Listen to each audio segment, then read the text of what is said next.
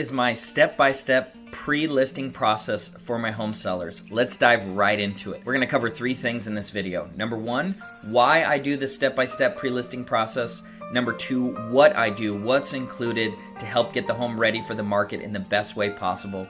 And lastly, the results that I achieve for my sellers and the results that it achieves me in my business. So let's go ahead and dive right into it. Why do I do it? So why do I go through the hassle of doing a pre-listing home inspection, pulling all these reports, getting everything ready before hitting the market? Well, I do it because it helps me make sure that the home stays in escrow, and it gives me a chance to proactively solve problems. You see, if I wait until we get into escrow and then problems come up on the inspection or the termite inspection, then the buyer has the upper hand, the buyer has the leverage. But if I'm aware of these things, then when I'm talking to agents and I can say, yeah, when you're submitting your offer, this is one of the things you need to keep in mind. Do your buyers still want it? Is that a big issue for them? I can pre-negotiate some of these items up front that my seller will not have to repair them. And this helps me to, again, save them more money, create a better experience for them. Lastly, it makes me stand out from the competition. So essentially, every other realtor is going over there pitching, we're going to put the home on the market, we're going to do open houses, we're going to do everything that everyone else will do. So I have to have something different to offer. So what is my different offer? Well, I'm going to do all these things before we hit the market, which is going to make your home stay in escrow. It's going to create a better experience. It's going to eliminate the uncertainty because you're going to know so much going into it. And I'll talk about that a little bit later. So that's why I do it. Let's talk about what I do. So what is my pre-listing step-by-step process? First thing I do is a pre-listing home inspection. I want to sit there during the summer of the inspection. I want to get it done before it hits the market because I want to know if there's any major issues and I want to know how to address it. Okay. Many times, if there's a big issue, let's say that the home needs a new sewer line, or let's say that the piping is rotted, or something's going on. A lot of times, if the cost is $15,000, I may be able to get away with giving the buyer a credit for maybe $5,000 or $7,000 because people just want to feel like they won. Sometimes they don't need to get the entire amount. They just need to feel like it's fair and that you're pitching in. So I want to know about these big issues in advance so that the buyer doesn't come to me and say, hey, we need a $30,000, $50,000 request for repairs when we're in escrow.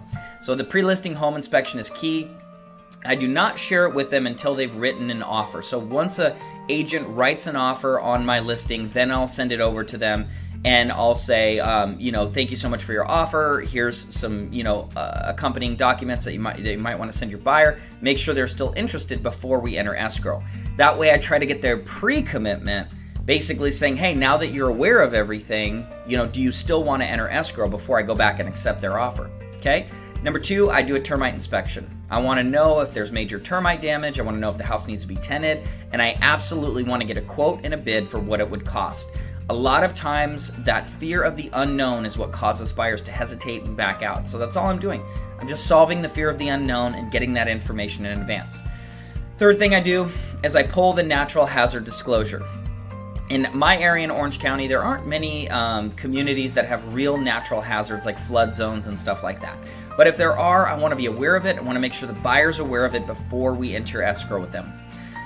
Fourth thing I'll do is I'll pull a preliminary title report. Why do I do that? I want to make sure that the owners I'm dealing with are the actual rightful legal owners. I also want to make sure that there's nothing that would prevent this property from transferring title to the new owner. You would be surprised at stuff that comes up occasionally, and if I'm not prepared in advance, then I can't market the home knowing that, hey, I'm going to put a buyer in escrow and we might not even be able to close escrow and waste everybody's time. So that one really saves time, energy, and reputation.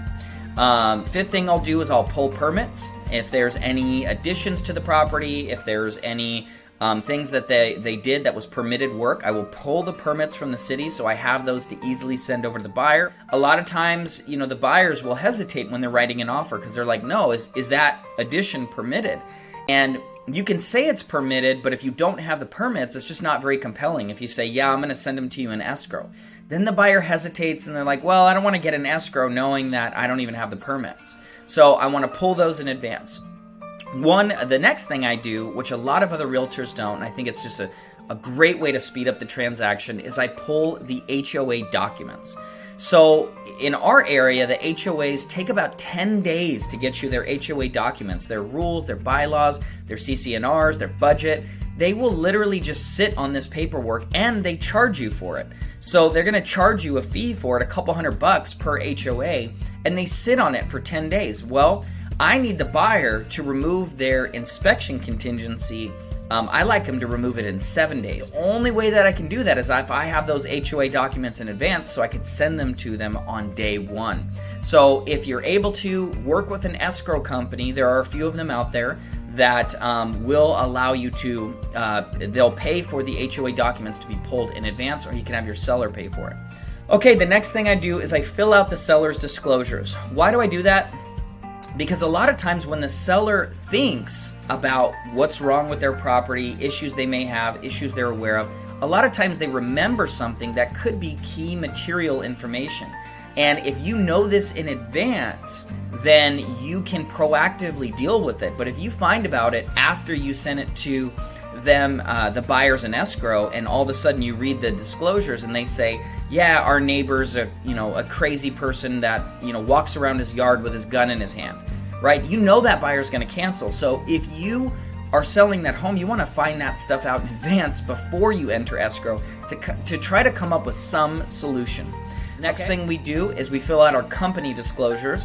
That way, once we get into escrow, we can send one clean email to the other party with all the documents needed: seller disclosures, company disclosures, reports, get their signature, and then our file is done and complete within a day. So that's just more so for operational efficiency, also to create a better experience for my sellers, so that way they're not constantly filling out paperwork in escrow, because you have to remember, they get our paperwork. This is how most realtors do it. They send them the company disclosures, they have them fill out their disclosures, they have to fill out their escrow documents. You're actually overwhelming your clients if you're doing all of that in escrow. You're creating a bad experience for them. So I do this to make sure I get it all done up front so that they have a good experience, because a lot of times when their home's in escrow, they're scrambling to find their next place, they're stressed out, they don't want to be signing 1,000 documents, okay? The next thing I do is I will actually pay for light packing to get the home ready for photos. So before we go on the market, a lot of times I'll have sellers that, just have a lot of clutter in their home. So what I actually do is I pay for a professional packer and mover. They'll go into the house, they'll pack up everything that is clutter, they'll put it in boxes, and they will put it in the garage of the home. Or if the seller chooses to, then get a storage unit, right? But essentially having them do all this stuff takes a lot of stress off the seller's back.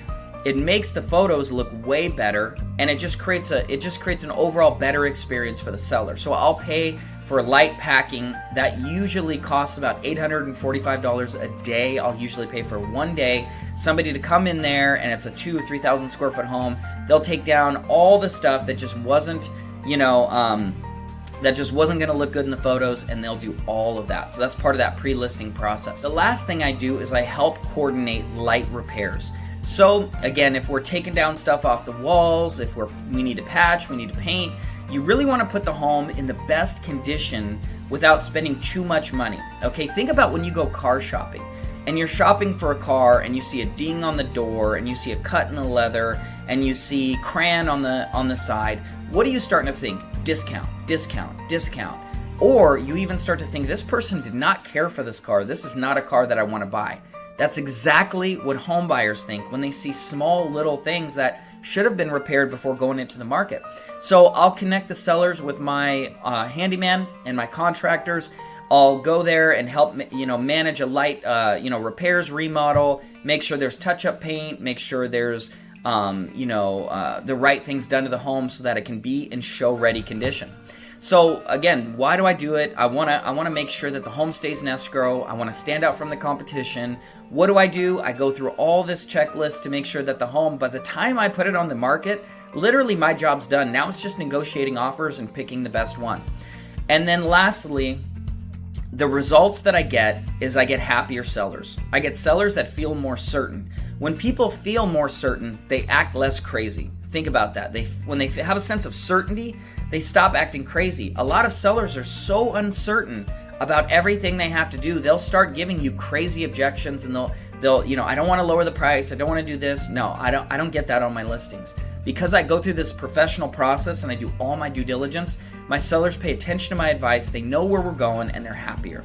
Second thing is I get low or no contingencies. A lot of times when there's multiple offers on a property, because I've done all this work up front, the buyers all have the inspections, they all have the disclosures, I will ask them to shorten or remove their contingencies. I have sold homes with 0 contingencies because I said, hey, there's 10 offers on the property.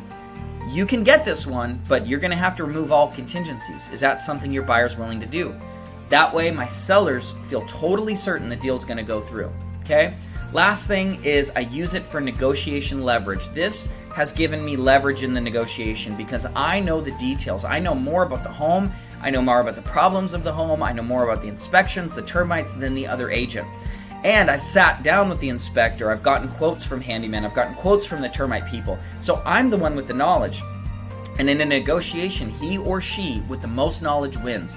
So knowing this information in advance gives me negotiation leverage, which gives my seller a higher price, a better experience, and just a higher net profit. Okay? So that's why I do it. That's what I do. Those are the results I get. I really want to encourage you to implement this in your business. This has been a game changer for me in just having more sense of certainty in my listings. And for both my sellers and for myself and our team, we know if we do this process, this home's going to sell. It's going to be a smooth sale, and we're gonna stand out as professionals to our clients and to the industry. That's one of the best benefits I've gotten. Is I have a lot of realtors that'll call me and say, I've never seen a more efficient, professional process. I wish every realtor did it that way. So it helps your industry colleagues as well because they don't want to get into escrow just to find out there's $90,000 worth of damage in the home. They want to know that kind of stuff in advance, right? All of us can benefit from it. So really hope you enjoyed my step-by-step pre-listing process for seller. If you're watching this on YouTube, please comment and subscribe and like this video and check out latest content I've got coming soon. Thanks so much, and I'll see you on the next video.